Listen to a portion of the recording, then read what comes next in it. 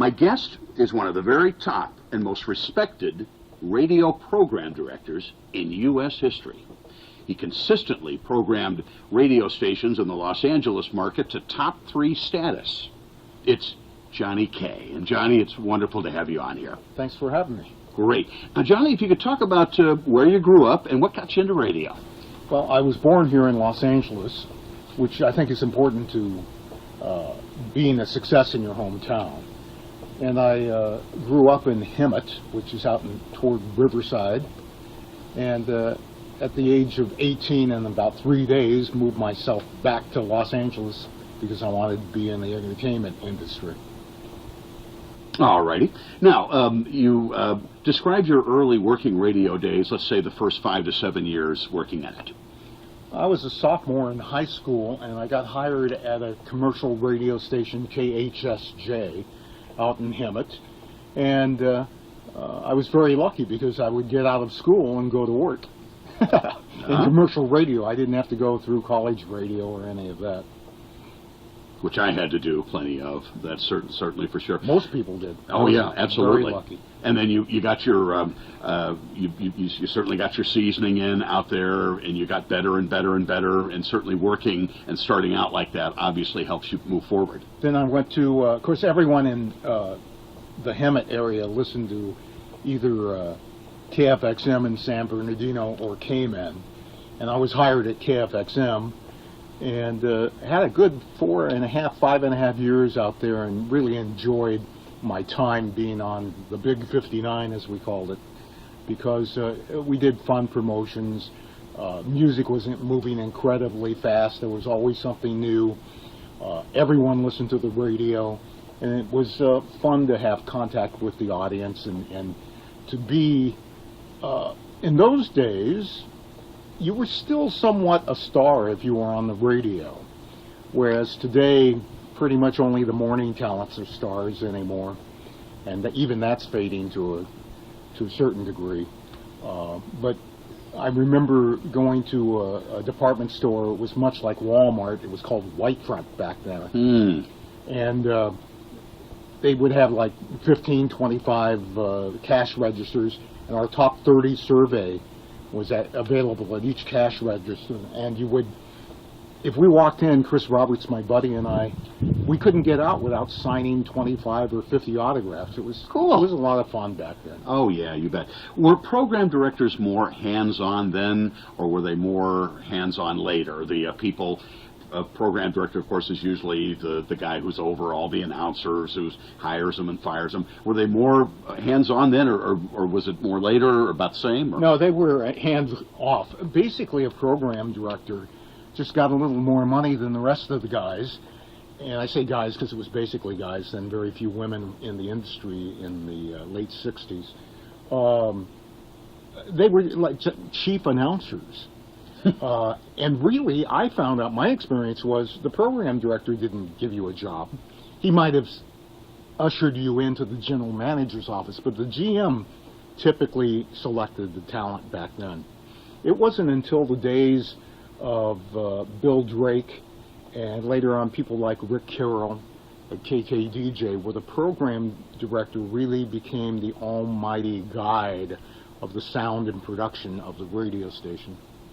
I was always under the impression that the general manager usually is very important in hiring the full-time talent. A program director can hire like weekend talent, whoever they want, but when it's time for a full-time slot, like a morning show or midday, that's where the GM sort of comes in and starts to show his... Yeah, I think it was true in both cases, yeah. It could go both ways. Absolutely. Describe a typical working day in your radio career, for the most part. Well, in the fun days, it was monitoring the station, coming up with new ideas, speaking to the staff and coaching them, and just basically, coming up with new ideas for the format and for the station's execution. In the not-so-fun days, which have been the last couple of decades, it turned into a corporate nightmare in that there were meetings every day, and some scheduled and some unscheduled, and you could never concentrate on the product. You were doing everything just to keep the product on the air, but not being innovative in any way. Why did all this happen in the last 2 decades? Well, it happened because of basically deregulation, and when a lot of radio stations ownerships went public.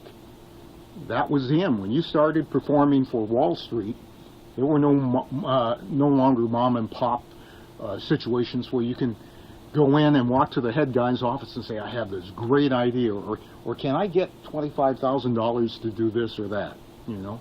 Wow, and that really changed.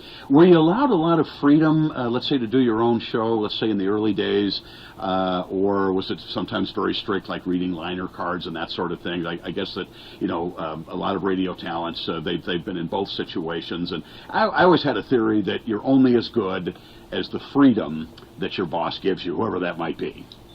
In the early days, like when I was at KFXM, basically 69 to 70 something, we had total freedom. I mean, the format was, during the week, we'll play one current to one oldie, and on the weekend, the flashback weekend, it was 2 oldies to 1 current. Mm-hmm.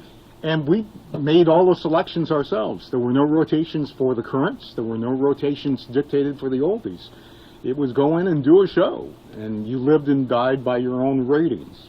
I see. So, in other words, and I myself have done this at radio stations I've done before, and that is that sometimes, if you wanted to, you could bring in your own songs. Like if you have a library of music, if there's a song that you wanted to play in a certain situation, they would allow you to, you know, bring in a 45 if you're spinning it, or a CD or something like that. And I know that certainly those are long gone now. But hey, I need to play this song, and I want to bring it from home. Oh, sure.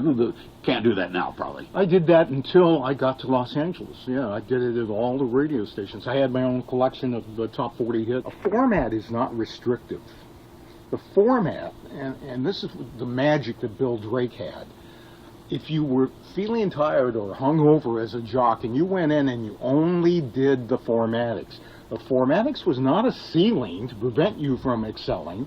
It was a floor, so that if you only did the formatics, the station would never drop below a certain performance level.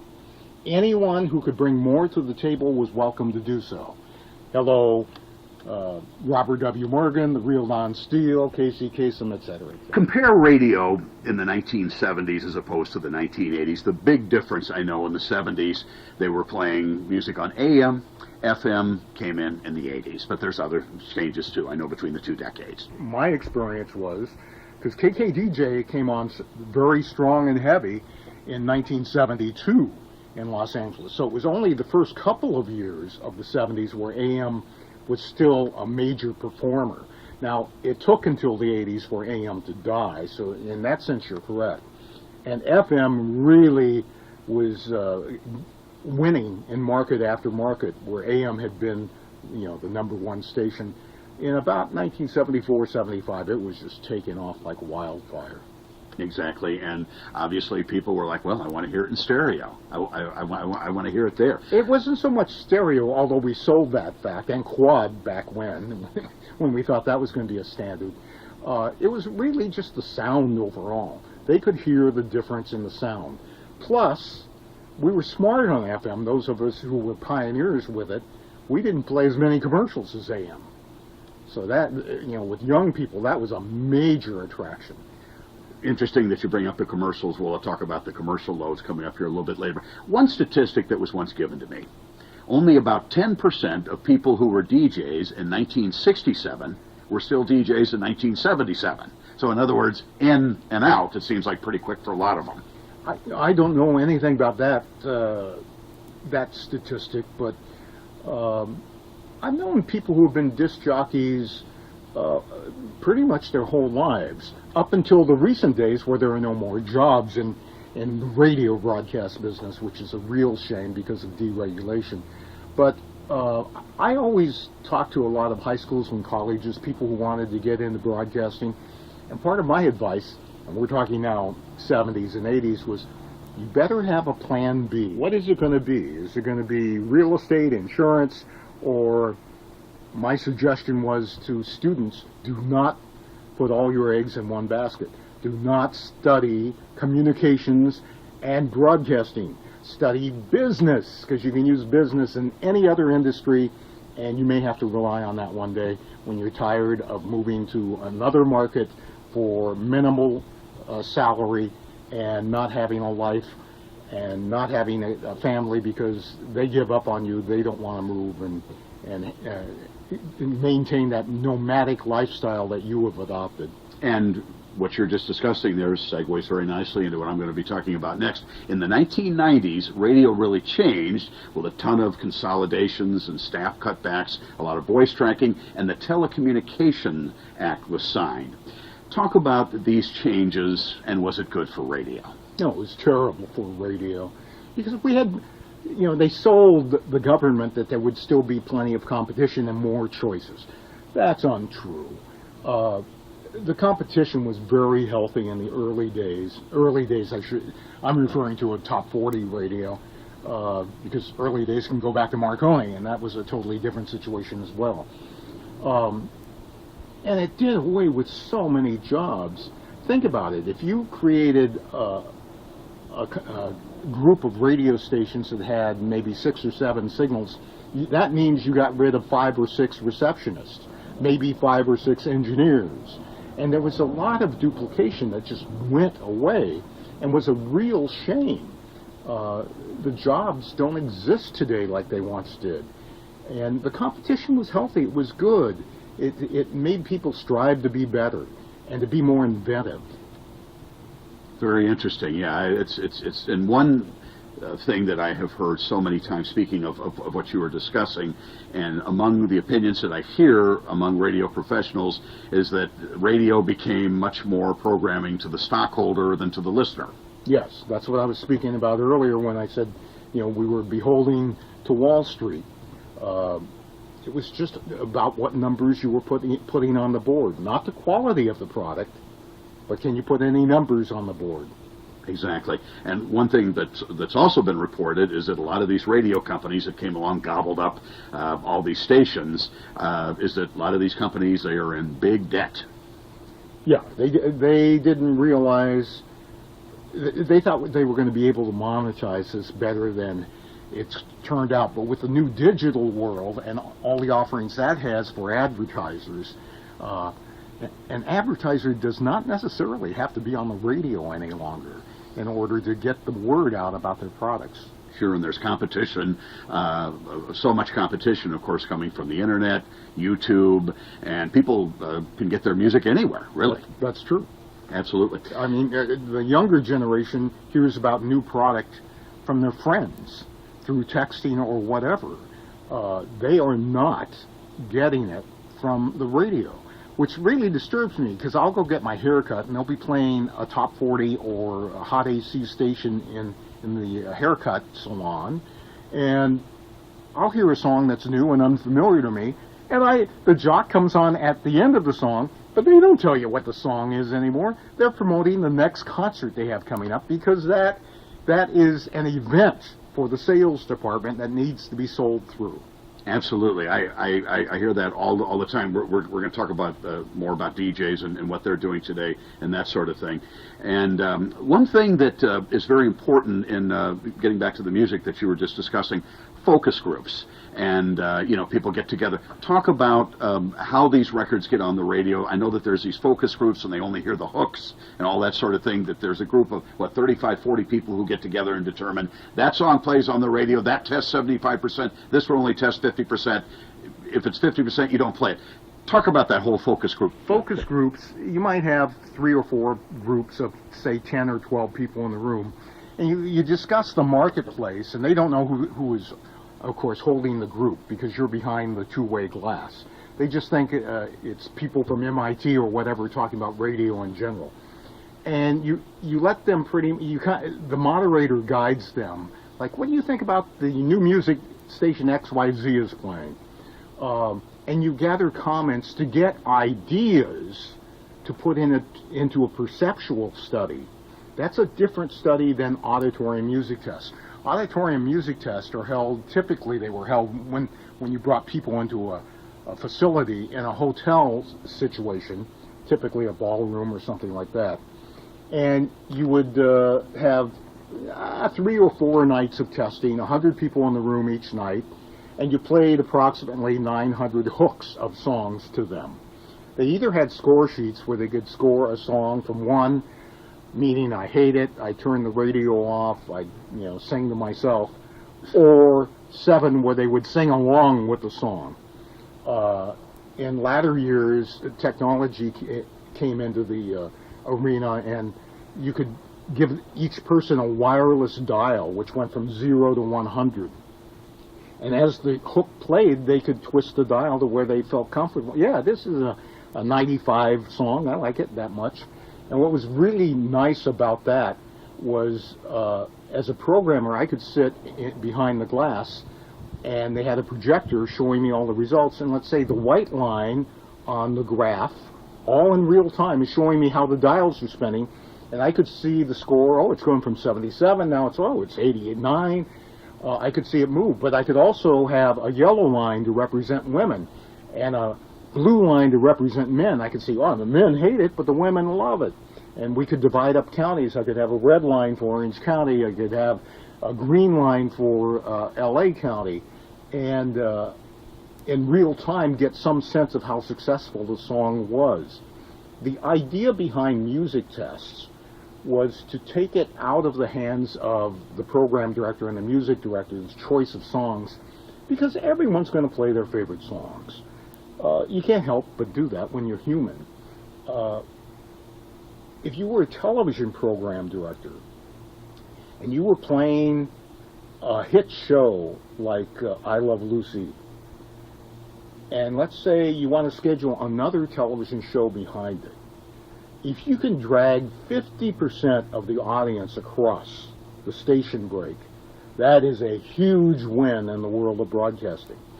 And we use that analogy in radio. That's why, for the groups I worked for, every song had to score at least 50%, meaning they liked it on a scale of 0 to 150%. That meant that if we went from a song that was a major hit at the time, let's say it was a Madonna song or whatever, or Phil Collins, and now we go into another song, that secondary song, 50% of the audience would hang in with you. And that, again, like I said, huge win. You can't lose. Which goes back to an initial premise. I had a primer I would give all the disc jockeys who worked for me. And the first sentence said, "It has never been the number of things a radio station does right that makes it number one, because all stations do things right. Public radio stations, college radio stations, they do things right. But it's the number of mistakes a station commits that prevents it from being number one. The bottom line is the station that makes the fewest mistakes will rise to number one. If they have jocks that don't talk too much, if you're playing the right music, if you handle the commercial load right, if you produce the radio station with jingles and everything and it sounds coherent and like a package and becomes a Disney product, you will rise to the top. You have to do very little to get to the top other than market it. If you've researched the product and you tell them you researched it and give them what they find out what they want by research. Give it to them, give it to them, give it to them, and most importantly, tell them you're giving it to them, meaning television, bus boards, billboards, or whatever the new technologies might be in the future. You got a winning formula. Wow, that's spoken by one of the great program directors in the history of the United States radio program directors, Jhani Kaye.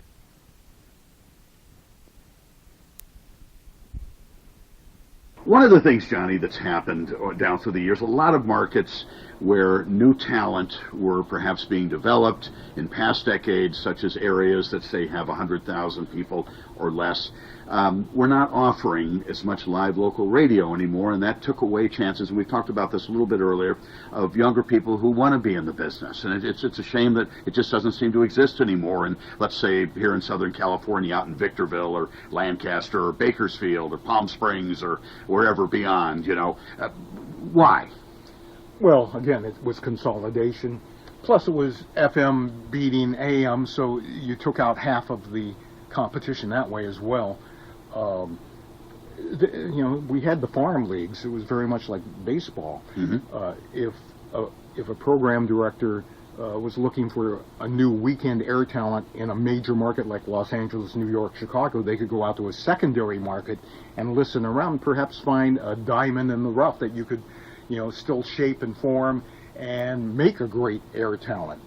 Now, if you go out into the desert and listen to air talent, it's someone doing voice tracks from another market. Exactly. Not giving you the time, not even giving the call letters half the time, and there is no local, so there are no more farm leagues per se in which to draw talent. A lot of radio stations, they break these days here as we tape June 24th of 2018, talking here with legendary Los Angeles radio program director Jhani Kaye, and it's so wonderful to have Johnny with us. A lot of radio stations, they break twice an hour, and they'll feature 7-minute commercial stop sets, as they call them. Is that good, or is it better to go, say, 4 times an hour at 3 minutes each? Or it's definitely not good for the client. How would you like to be? You talked about 7 minutes. Most commercials today are 30 seconds, 15, or 10s. How would you like to be commercial number 11 in a 7-minute stop set? Very true.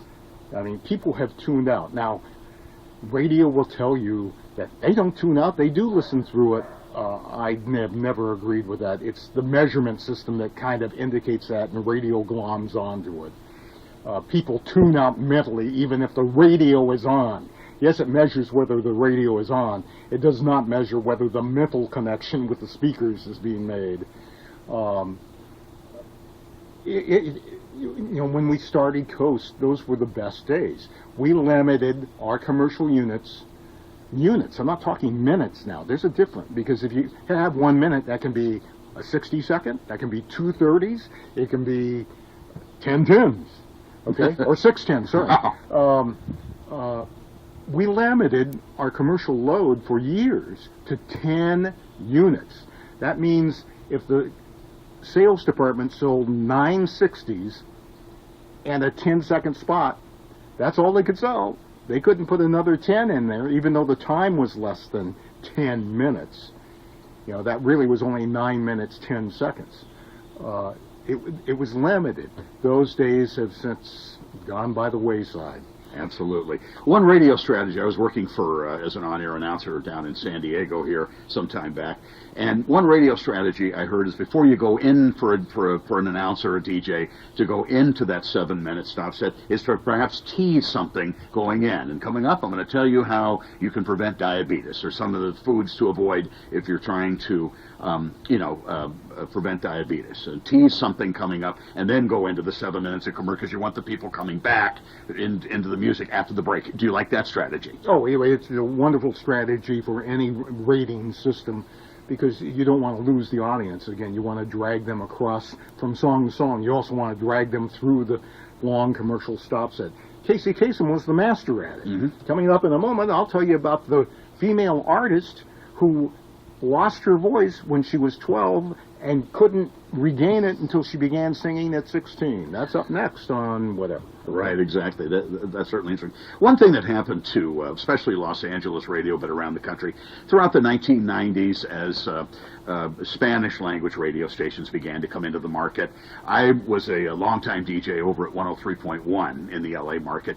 That frequency went Spanish. 94.3, located here in the San Fernando Valley, also went Spanish language. 101.9, which was K-Lite at one time, and it was a few other formats too, and they went Spanish language. They had a stronger signal than 103.1, and so the Spanish language radio stations really grew in the 90s and continue strong today in LA. Well, the Spanish language stations became greater in number because of the ratings technology. Arbitron, who used to generate ratings by diaries, they would send diaries out to listeners in the market and ask them to write down their listening. And the Spanish language stations typically rose to the top of the pack just because of the way ratings were taken. I think at KLAX, one book back in like the fall of '92, I think it was KLAX, went from absolutely nowhere, 23rd in the market, zoom, right to number 1 in LA. Oh, it can. It can happen that way. That's why the technology that Nielsen is using today in 2018 is somewhat better, but still very suspect. Talk about it, if you would. It's that people meter. Talk about that it's system. like what used to be called a pager. Pagers are even out of fashion now. I'll say a cell phone. Everyone has one somewhere on their body. You carry this little device, and the device hears a tone. The tone is pretty much invisible to the human ear, and is broadcast. There's a different tone broadcast by each radio station. And this little device that you would carry with you if you're part of the ratings community listens for that tone and reports when it's put into its cradle at night, downloads or uploads the data to Nielsen. It tells you all the stations, not that the person is listened to, because that's not true. It's reporting the stations that have been within earshot. So if they walk into 7-Eleven and Kiss FM is playing, that's going to show up on and Kiss FM gets credit for that. That's correct. Absolutely. Yeah. Yeah. Is this a good way to do it? It's better than the diary way, because the diary way, people did not carry that diary around in real time and report as they were listening. You're driving the car when you're listening to the radio a lot. You're not writing down what you're doing at that moment. You recall it at the end of the week when Arbitron at the time would say, hey, you got to turn in your diary tomorrow. They give you a reminder call. And now you're recreating what you think you were listening. And that's where marketing came into play in such a big way. Oh, my God, what stations did I listen to? And they would go, oh, I've seen that station with Dick Clark. That's Coast, and there's Kiss. And they report all the major brands. And P.S., if you had a family of 4 or 5, the kids were not filling out those diaries. Mom at the last second or dad at the last second, when they got that reminder phone call, were filling out the diaries. How do we know that? For the whole family. Because we looked at the diaries. You could go back and look at them in Maryland, and you'd see the whole family was the same handwriting. Oh, gosh. Oh, my. One thing that I did hear one time, talking about radio here, and in general, other industries too, perhaps, is there's always fear in big business. It's much easier to say no than it is to say yes. Because if you say no, then, you're not on the line. But if you say yes, you could be on the line, you could lose your job. Do you buy that theory? Well, radio broadcasting in general today likes to play it safe. They like to use tried and true methods. And no one can fault them for doing that. The problem with doing that is they tend to export it. So what was successful in New York, they'll export to Memphis, Tennessee, and Los Angeles, and Portland, and Seattle, and it doesn't necessarily always translate. In most cases it does. I give them credit that way. But there would be so much more innovation if there were individual owners in all of those other markets and they created their own takeoff of whatever sound they thought was hot at the time. Absolutely. And, we talked about ownership. I believe when I first moved to California in 1985, working in L.A. radio market at that time and beyond, ownership could only own 2 stations in a market. And then when the Telecommunications Act came on, all of a sudden here comes Clear Channel gobbling up 1,200 stations, 8, 9 in the market, and that changed radio, which we talked about. And there was a lot of privately owned, and you discussed that too, where you could go to an owner of a radio station. Hey, I have an idea for a countdown show, which I did at 103.1 for a couple of years. Oh, wow, that sounds it. Okay, well, let's try that. Whereas in a corporate situation, not going to happen, more or less. That's why I give Saul Levine so much credit with his country station here in Los Angeles right now. I mean, he's one of the last of the mavericks who he makes all the decisions and he can change things on a whim. He doesn't have to run it up the flagpole. He doesn't, if he doesn't want to, have to do a major research project. He can act on a moment's notice. Absolutely. Well, how in your mind should the music flow? You were, of course, longtime program director of Coast.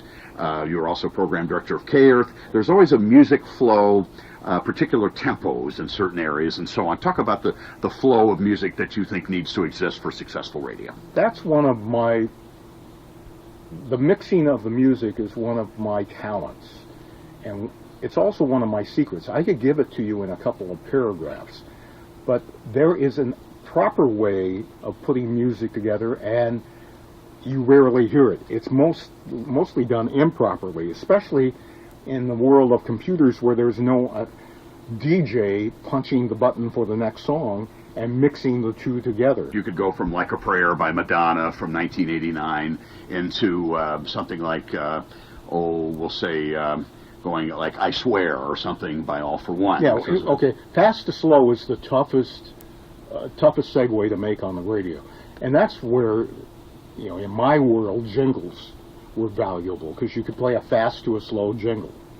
And that would provide the transition. Or you can have the jock, if he's well-trained or she's well-trained, she'll start off by speaking faster on the end of the fast record, and then naturally slow herself down, and now bring in the slower record, and she'll provide the transition.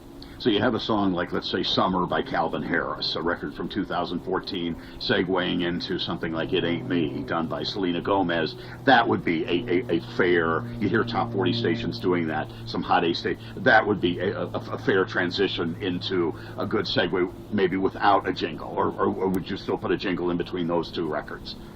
A lot of it depends on where you segue in the song. See, record companies love to fade their songs in the middle of a lyric line. So if the lyric is "You and me in the rain forever," and that's being sung throughout the song, and it's going to be a song that fades out, they'll fade out during that line, "You and me in the rain forever." I dubbed every single song either onto cartridges in the old days or into the computer system today, personally, because I would defeat the fade. I love you in the rain, always and forever. I'd hold that, I'd turn it up to forever, and then I put a light tone, which signals the jock, press the next button now. Because if you segue rather, in the middle of a lyric line, it's just like walking on the sidewalk and you trip because there was an unlevel piece of cement. It's like tripping. But if you segue at the end of a complete lyric and start the next song exactly there, it's a natural progression. Even if you're going fast to slow, slow to fast, same descent. Interesting. Wow, those are these are great program strategies and great things that you certainly are aware of. Jhani Kaye, longtime legendary program director in the Los Angeles area.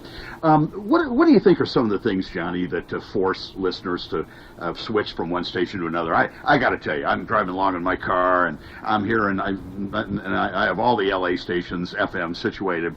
I hear something on Jack. Oh, I like that song. Oh, now I'm going to go to Kiss. And song over there is okay. KBIG. So I go up and down. If there's not a song, if I want to hear a different song, I'm going to be pushing buttons. Are most people doing that? And especially, we had talked about this earlier with the 7-minute stop sets. Everybody seems to break about the same time, about 13 to 15 past the hour, or 45 to 47 past the hour. So they're all doing it, and then there's a couple stations that still might be playing music. So people are constantly pushing buttons around. Don't you agree? Those that are still listening to radio, I mean. In cars, yeah. Yeah, in my day of programming, it was a real thrill for a program director to pull up on a hot day with his windows down to an intersection and have another car pull up beside you, and they were listening to a station. You could immediately turn up your own dial and see, is it my station? Who is it? Who are they listening to? And it gave you a sense of what was going on in the market. I haven't experienced that in a couple of decades. I've experienced iPods and all kinds of other music systems being played, but I rarely hear a radio station on a car radio speaker any longer, especially by younger people. Younger people are not thrilled by getting a transistor radio for Christmas. First of all, you can't buy one if you're a parent to give to your child anymore. They're tough to find. You have to go online to CC Radio or someplace to find a decent radio any longer. And now that's happening to television. Talk to the millennials. You can talk about a major television show like Big Bang Theory, and millennials would, I've never heard of it, or I've never watched it. My favorite TV show of all time, Glee. Hopefully they've all heard of that, but it's been off the air since March of 2015. But yeah, I mean, even television, people can go on YouTube and they can watch the performances and that sort of thing, and they don't have to sit and watch. Well, Also, one thing that you have done, Jhani, that's a very big thing, and I think you took some credit for it a little bit. You invented, or supposedly came up with the idea for love songs, like the love songs on the coast, which is basically after 7 o'clock at night, people calling in, making requests, and they want to dedicate love songs. And so that love songs thing became very big for you. Yeah, I wish I had copyrighted it because it was done in every market in the United States. I did not create it. It was a takeoff we somewhat replicated from Pillow Talk, which was being done in Detroit. Mary Catherine Sneed, our consultant at Coast, and the person who actually put me into the position, she certainly shoehorned me into the position, and then the general manager gave the green light, and I give her all the credit in the world. She called me and gave me the idea, which I was not very fond of, but she said, look, if we don't do this, our competitor is going to end up doing it. So that's where I think I did come up with the title Love Songs on the Coast. And then we came up with different aspects of the show. Not only dedications, but we would, we just had different elements. We would decipher dreams sometimes at night, and we came up with all these little nuances to the original Pillow Talk format and made it our own. It was very special. I remember a Pillow Talk show in St. Louis back in the 80s, hosted by a gentleman by the name of Paul Arca on KS94. That's when I first came out to Los Angeles. When I moved here in 1985, KFI was doing it, the Pillow Talk, and then the love songs thing. Coast. Of course, you were a legendary program director there, Jhani. What made Coast so successful? You always had it among the top 3 stations in the market. What was going on right there? First of all, it was the two people at the very top, and that was Don Dalton, our general manager, and Mary Catherine Sneed. They both are a consultant. They both understood that it was very important to have the right team together, that the chemistry between the humans behind this product was extremely important. And we never brought on anyone who really upset that balance. Now, above and beyond that, they understood the value of marketing. That we were not the first AC in Los Angeles. It was K-Hits. But we signed on, ratings were 12 weeks long.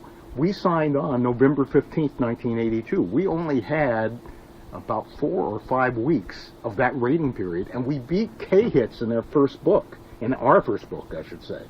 And we never looked back after that. And we did that through marketing. We used television to a great degree. We owned 50% of the billboards in town. We did a 50 showing of bus boards, and buses are all over. It's hard not to see a bus if you're in an intersection in Los Angeles. And people were still using their car radios to listen to AM and FM signals back then. So, and then the last piece of the puzzle was research. They gave us the tools to find out what the audience wanted. They gave us the tools to find out what we were doing that maybe the audience didn't like.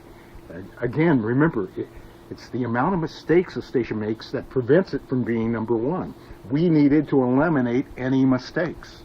Absolutely, and you did that. Now, after your long, successful run at Coast, you became the program director at K-Earth 101, which is now more oldies format, which was sort of phased out. It's gone on from like demographic generation. Instead of playing 60s and 70s, now it's 80s, 90s. You made K-Earth also very successful. Same strategy there as you did at Coast, pretty much? K-Earth had become slightly derailed. They were having a trouble integrating the 70s music into their 60s and 50s mix. I dropped the 50s when I was there, and again, I knew how to mix the music, so K-Earth was a little schizophrenic before I came on board. Yes, they were playing 70s with the 60s, but you could tune in for 15 minutes and hear mainly a 70s-based quarter hour, and then the next 15 minutes hear mainly a 60s-based quarter hour. So the casual listener didn't know what kind of radio station this was. It needed to have a balanced mix and an injection of those 70s, which is what CBS Corporation wanted at the time. And all of that came together, and it worked well. It worked fine. We went to number one again, 12 plus in the market, which was pretty phenomenal because I didn't expect that to happen, I got to tell you. Do you prefer to be number one 12 plus, or in your demographic like 25, 54? I know there's all these age rules and everything. Early in my career, 12 plus was everything. Later in my career, 25 to 54, because that's the demographic that the advertisers want. And if you're number one there, you're going to get the most advertisers. Your sales department's going to make the most money. Your Wall Street investors are going to be the most happy. Absolutely. And you also program the Wave and KBIG too, right? Yes. Yeah. Over my years, I've been at a few. And was it the same strategy pretty much at those two stations as well, for the most part, at Coast and K-Earth? When I went from Coast to KBIG, how do you now I'm playing against myself basically. How do you beat Coast? But you were still program director at Coast, though, too, weren't you? No, I was. Oh, okay. I was only at KBIG for a short time, and then they bought Coast. I see. And they gave me the station back again. I gotcha. But when I was operating KBIG only, what we discovered again through research is there was room for a poppy, more up-tempo version of adult contemporary, and that's what we proceeded to do with KBIG. Then when they gave me Coast back again, that's how we tried to differentiate the two radio stations. And then same thing with the Wave, pretty much when you were there. The Wave had been so successful under several great program directors as a new age radio station, playing jazz. There was a hesitancy to integrate the AC vocals into the format. And when CBS hired me to do K-Earth, they wanted me to get involved with the Wave, which I turned down many months before they finally convinced me, because they really wanted some of that Coast soulful DNA to be inserted into the Wave product. One of my favorite announcers who I interviewed on this very program, a great sounding lady at the Wave who I've always admired, Kerry Tom. I had a staff of all female announcers at one time when I ran the Wave, and they were all great. All of them, believe me, all of them could announce the Emmys or the Oscars.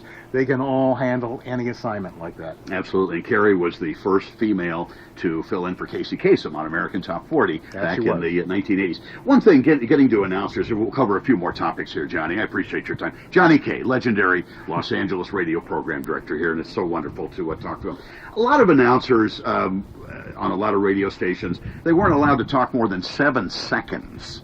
Break that down, if you will. It wasn't 7 seconds per se. I mean, there was one guy in particular who had that rule, and that's where that rule of thumb and that wives' tale comes from. You were only allowed to talk on the front of the record or the song, and a lot of that was developed by Bill Drake. Before Bill Drake, people would go, "That was so and so" on the Decca label. They'd even tell you what label. And here comes so-and-so. So it's like walking down the street with your head screwed on backwards. You're looking where you were walking, and then you turn forward and say, okay, we're going this direction. Bill Drake came in with the idea of forward progression. Talk as long as you want, as long as you're not babbling, but only about the new song that's being broadcast on the air. We're not going to talk about the one that just played, except when we stop for commercials, because people do want to know what they just heard. Yes, there's an argument for back announcing, because a lot of people who were button pushers punched in the middle of the song, and if it was a new song, they'd want to know what it was. That's why smart programmers might actually put new music for that week, entering a stop set so it got forward sold and backward sold. I hear some program directors who go, well, it's on their screen of their car, because there's the digital IDing of the song, and it even shows you the album cover. Not everyone's listening at that particular moment in time, or have the time, even if they're in their automobile, to look at that screen for the ID. Absolutely. There's nothing like the spoken word when you're an oral medium. There you go. What do you look for, Johnny? You've hired a lot of radio people and hired a lot of people in general in the radio business. What did you look for in hiring an air talent? I always thought cinematically. My first love is film. In fact, I wanted to be a filmmaker. I ended up somewhat doing that here in my latter days. I got to direct Dick Clark in a lot of television commercials, Lisa Gibbons and other people around town, and now I do commercials for fun. But I always think like a movie. I see it in my head. In terms of radio, I heard, this is what I said always makes a great program director. They hear it in their head, in their inner ear, before they ever put it together with records, jingles, a staff, an imaging voice, whatever. They know, and they just recreate this product that already exists in their brain. So it's casting to me. Whenever I had to hire a new announcer at Coast or K-Earth, they had to go through the Coast filter. They had to have a Coast sound. And a lot of people talk about the radio stations I programmed, people in the business, I should say, who are behind the scenes, that your stations tend to have a sound. That's it. And that's what I would tell people and corporations who wanted to hire me. I am talent. I am not management. I know how to produce a radio station. I know how to create a sound. And that's what they wanted from me. Okay, run with it. And the only times I ever got hurt in terms of ratings or running radio stations is when they wanted to dictate how the sound would be produced. No, I'm a thoroughbred. Leave me alone. Give me the pasture to romp in, and I will go off and trot and run the race. Absolutely, and you could hear it on tape when you first started. One thing that you discussed, you had talked to a group out in Pasadena here some years back, and you would receive demos in the mail a lot. And you would always write back to the person, and you'd say, hey, I listened to your tape. Sounded like you were having a lot of fun when you were doing this. That was a funny thing. One time I sent you a demo, and you said that you laughed out loud at a joke I said in there. Cool. I'm glad that you got that. Yeah, this was some years ago. I sent you a demo, and I said I did a little joke on the radio. What are the 3 rings of marriage? You have the engagement ring, the wedding ring, and the suffering. So, in other words, you listen to people when they send stuff in, and you would write back and say, hey, you did this well, you did that well, or maybe work on it, or something like that, which is a good trait. Our industry is terrible for not replying to people who want to get into the industry. Even if you have a great resume, you can send out resumes and in today's world, audio files of your show, and get 0 response. Not even a rejection, or we don't have an opening.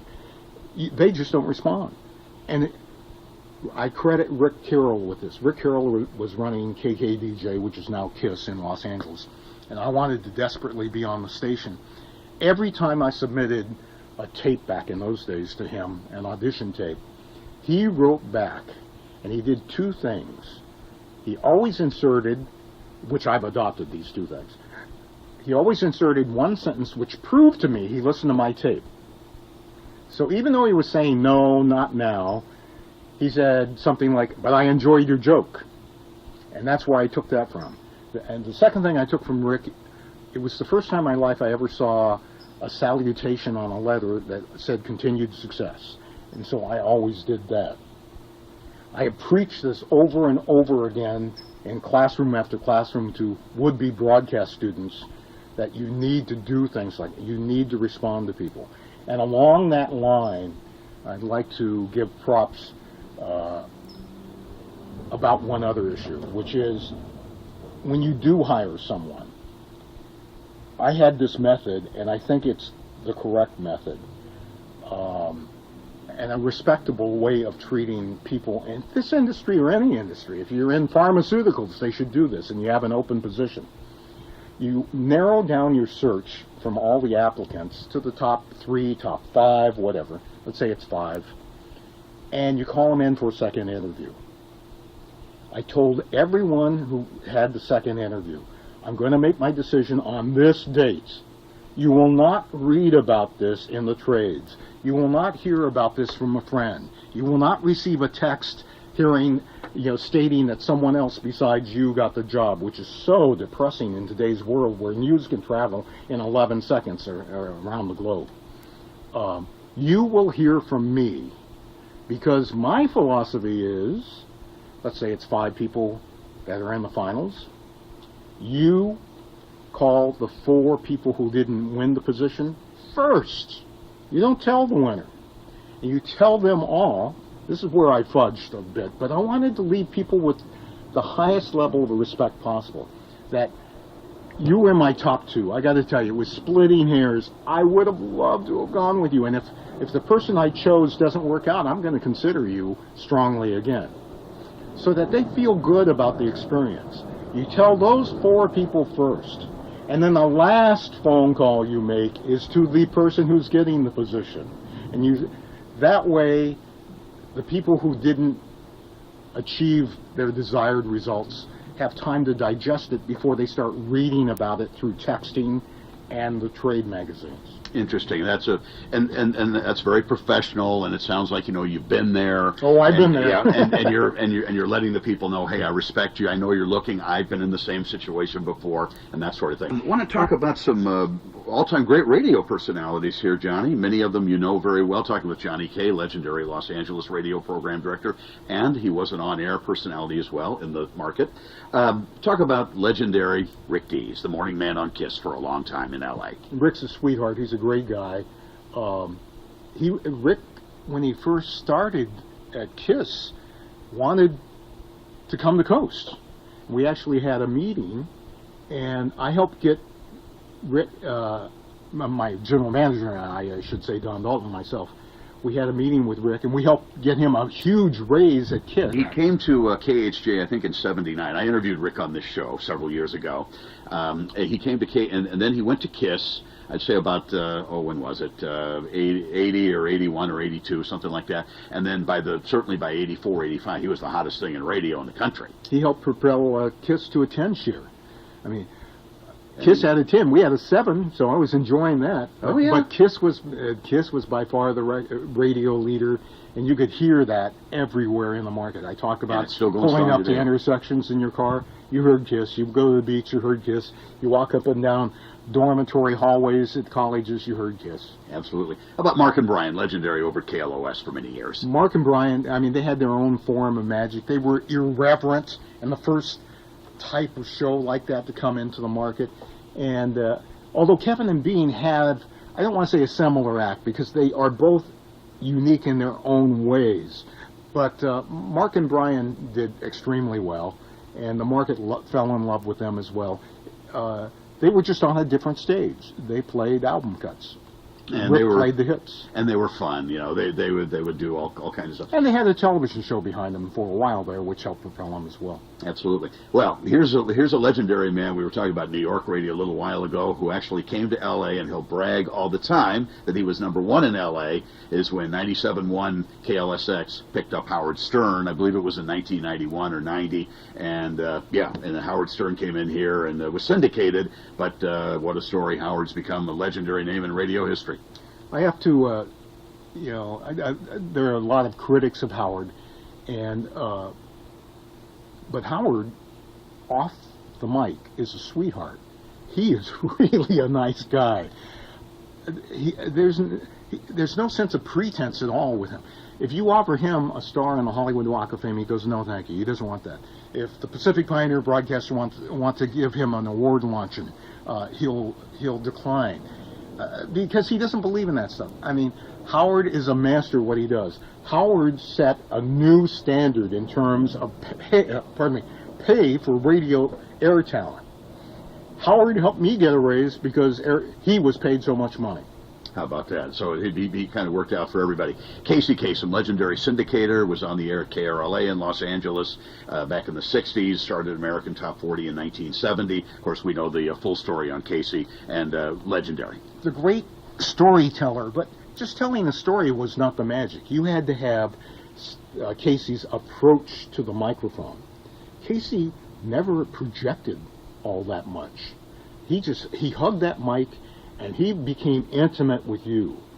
He understood, I think, something that I used to, when we first launched Coast, many, and I'll use the term announcers instead of DJs, got on the radio because they want to announce to the big market of Los Angeles. They want to go up on Mulholland Drive and look at all the lights and know that people are listening. All those lights are listening, or many of the lights are listening to them.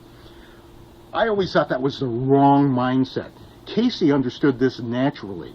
I would go into Coast, and if I had someone that I found was announcing to the market, I would say, hey, and let's say it's a guy. I said, do you have a girlfriend? Yeah, you got a picture of her. What, it's in your wallet? Give me the picture of the girlfriend.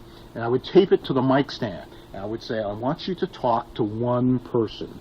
Look at her every time you're reading copy, every time you're doing a liner, every time you're ad-libbing. And talk to one person. And believe it or not, this is how I produce a radio station. That somehow seeps through the microphone, through the cable, through the amplifiers, to the transmitter, and out the broken car speaker to the listener's ear. How about that? That's an interesting way to put it, and taken from a great radio program director in yourself. Charlie Tuna, legendary Los Angeles. Everybody seems to like Charlie. I interviewed Charlie on this show, and you can see it on YouTube.com. I interview with Charlie Tuna. He talked about how he was mornings on about 17 or 18 call letters in this market or something like that. Yeah. Charlie was wonderful. We got to work together at KBIG, KLAC, our sister station he was on. He worked with me at K-Earth. Charlie, to me, though, my favorite Charlie Tuna performances is when he did middays over at KHJ. What year, in the 60s? Yes. I've never heard anyone talk up a record so tightly. And he was a wonder at coming up with creative content. No glass ceiling there for Charlie. I heard him talking up Wedding Bell Blues by the Fifth Dimension. Mm-hmm. And he goes, the jingle played 93 KHJ, and then Charlie begins his rap. He goes, oh, the mail, I just came from the mailroom here at KHJ. Let me see, here's the electric bill, here's the gas bill, and here's the water. And then Marilyn McCool sings, Bill, there you go. And I mean, you couldn't have put a breath between Charlie and Marilyn McCool. And it was set up perfectly. He did that time and time again. Charlie's from my home state. I grew up in Omaha, Nebraska, and Charlie grew up in Kearney, Nebraska. So he was well. Here's somebody that you know very well, Johnny, and that's Dick Clark. Oh, Dick was like he turned in. First of all, he was just a hired hand. We hired him to perform as the spokesperson on all the Coast TV commercials, which gave each commercial 4 times more oomph. Yeah. You know, from the get-go, because people listened to Dick Clark. He was an icon and a legendary. I mean, everyone believed anything this man said, much like Casey Kasem. Dick became somewhat a replacement for my own father. He was terrific. We became friends after the first couple of years of working together, representing Coast. I got to direct him in a lot of television commercials over 17 or 18 years for not only Coast but other radio stations around the country. We formed a little company and made that happen.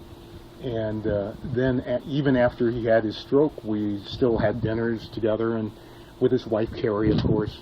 And they had us over to the house, and a marvelous man who really understood the industry, always wanted to learn more. He was always asking questions. Really respected people who could sing. He loved music performers. And all he wanted to do in his whole life was be in the broadcast business. That was it. And here is the secret to what Dick Clark said. He said this in an interview to big success. Dick said, you don't do anything. You just stand there. You stand there and you introduce the next artist and you throw it to them, let them make it or fail. Meanwhile, you just back off and you won't wear out your welcome. You could last 30, 40 years doing it. Yeah. And that's what Dick did. And he didn't dance, he didn't sing, he didn't act, he didn't tell jokes. He just sat up there, and next, here's Michael Jackson, ladies and gentlemen. Blah, blah, blah, blah. And Michael would get out there, and then Dick would get out of the way, and he'd be right up, and he'd last for 30, 40 years. And another guy who is in that same Dick Clark realm, of course, Ryan Seacrest. Your thoughts of Ryan? Yeah, Ryan, early on, Clear Channel wanted me to bring Ryan down from San Francisco to KBIG to train him to be a morning man so he could eventually inherit the morning show at KISS.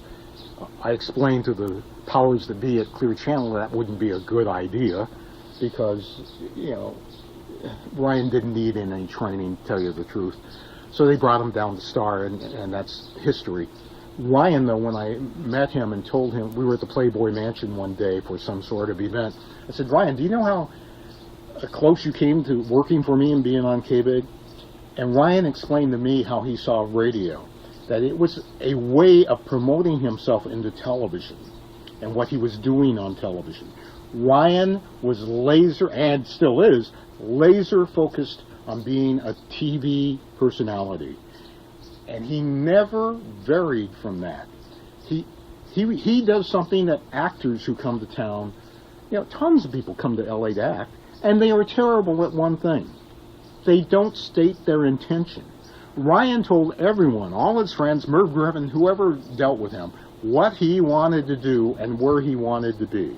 He told Dick Clark that he wanted to host New Year's Rockin' Eve, and they cut a deal where that would naturally happen once Dick no longer could do the show. I give Ryan a lot of credit. Of course, is the host of American Top 40, which plays here in the market in Los Angeles on KISS FM and plus many other stations around the country. So he's had that KISS morning show. Jhani Kaye, longtime legendary program director. I'm so grateful that you spent time with me here. We've discussed radio. You're legendary program director of great stations in LA, K Earth Coast, among many others. I just want to thank you so much for all your time today, sir. It's been a pleasure, John. Thank you. If you have any comments or suggestions on the presentation you just heard, please call 818-780-2270.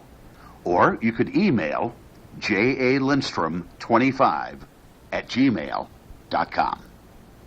Thank you.